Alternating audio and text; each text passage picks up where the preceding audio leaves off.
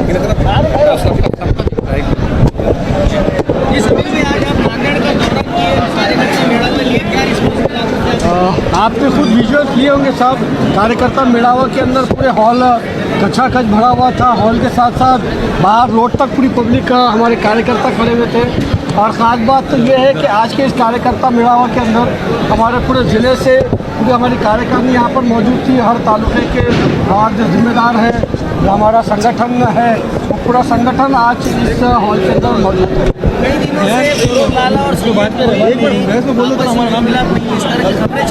लाला साहब और सैयद मोइन साहब हमारे ये दोनों स्टेट लेवल के हमारे पार्टी के जिम्मेदार हैं और इन दोनों में कभी कोई मनमुटाव था ही नहीं। दोनों हमेशा से पार्टी के लिए साथ में मिलकर कोशिशें करते रहे हैं, मेहनतें करते रहे हैं। पिछले दिनों में जिस तरीके से सैयद मोइन साहब ने बाढ़ पे प्रभावित लोगों की मदद की थी, उनको किट राशन के किट वगैरह डिस्ट्रीब्यूट किए थे, वो टाइम पे भी मोइन साहब की कोशिश थी कि फिरोज लाला साहब उनके साथ मौजूद रहे। मगर क्योंकि फिरोज लाला साहब को टाइफाइड हुआ था, तबीयत ठीक नहीं थी, इसलिए फिरोज लाला साहब उन मुकामात के ऊपर मोइन साहब के साथ नहीं जा सके। मगर अल्हम्दुलिल्लाह दोनों हमारे सीनियर लीडर आज पार्टी के लिए कोशिशें कर रहे हैं और साथ में मिलकर नांदेड़ के लिए जस्तुजू कर रहे हैं, मेहनत कर रहे हैं। तो आने वाले लोकल बॉडीज़ को लेकर मजलिस का क्या पूरी ताकत से लड़ेंगे साहब। लोकल बॉडीज़ के भी लड़ेंगे, जिला परिषद के भी लड़ेंगे, पंचायत समिति के भी इंशाल्लाह तमाम इलेक्शन लड़े जाएंगे। बहुत जल्द महाराष्ट्र के हमारे सदर सैयद इम्तियाज़ जलील साहब भी नांदेड़ के अंदर तशरीफ लाएंगे और मैं समझता हूँ कि नवंबर के सेकेंड वीक में बैरिस्टर असदुद्दीन ओवैसी साहब भी नांदेड़ की तरफ आने वाले हैं। नांदेड़ को लेकर क्योंकि पिछले 2 साल से इम्तियाज़ जलील साहब ने भी टाइम नहीं दिया और पिछले 4 साल से असद अली साहब का रिजल्ट आने वाला। नहीं, ऐसा नहीं है, नाराज़ कोई नहीं है साहब। बड़ा स्टेट है अपना और यहाँ पे स्टेट के 2 बड़े जिम्मेदार ऑलरेडी मौजूद है, तो इसलिए ये था कि भाई ये दोनों संभालेंगे अच्छे से और दोनों मिलकर संभाल भी रहे हैं, दोनों मिलकर साथ में काम भी कर रहे हैं।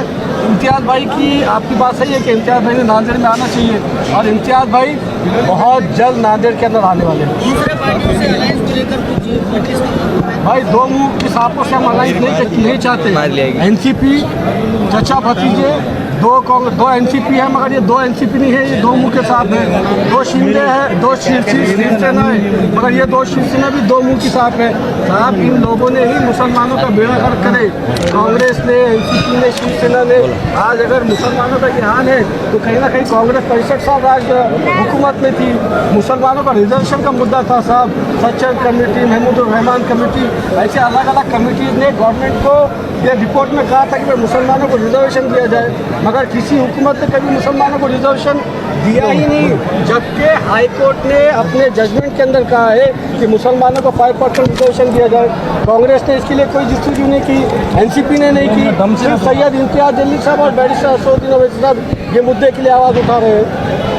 आज अल्हम्दुलिल्लाह मजलिस इत्तेहादुल मुस्लिमीन ने अपने इलेक्शन का आगाज़ कर लिया है और जिस तरह से समीर साजिद बिल्डर साहब आपके दरमियान में आगाज़ के वक्त आए हैं, जब इंशाअल्लाह ताला तमाम नगर परिषद और नगर पालिका के अंदर मजलिस का झंडा लहराएगा, उस वक्त उस इख्तिताम तक समीर साजिद साहब, इम्तियाज़ जलील साहब, बैरिस्टर असदुद्दीन ओवैसी साहब, अकबरुद्दीन ओवैसी साहब पूरे कायदीन आएंगे।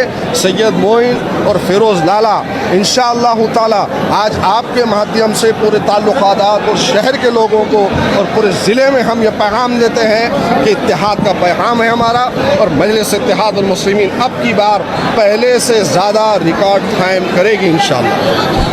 आप चूँकि महाराष्ट्र में लेवल पे काम कर चुके हैं, तो आपको ऐसा लगता है कि लोकल बॉडीज इलेक्शन के अंदर भी किसी और पार्टी के साथ एहतियात करना चाहिए इस मामले में? लोकल बॉडीज यकीनन अभी हमारे पास कैडर कैंप में हमारे जो प्रोग्राम था कार्यकर्ता मेड़ावा में, यहाँ पर कुछ लोग आए थे अपनी तरफ से प्रस्ताव लेकर आज़ाद समाज पार्टी के, और उन्होंने ये कहा कि हमको एहतियात करना चाहिए। तो हमारे वरिष्ठ लोग आज हमारे सामने हैं, हम मीटिंग करेंगे महाराष्ट्र बॉडी से, उसके बाद इंशाल्लाह फैसला लेंगे। और हमारा पहले से नारा है और ये नारा हमने नांदेड़ से दिया था। आपने खुद देखा कि संविधान पार्टी के साथ हमारा अलायंस था, 11 हम 2 वो, 13 सीट 2012 में आए थे और जय भीम और जय मीम का नारा सबसे पहले अगर किसी ने दिया था तो यही नांदेड़ शहर में मजलिस इत्तेहादुल मुस्लिमीन ने दिया था और ये पैगाम पूरे हिंदुस्तान का आज नारा बना हुआ है।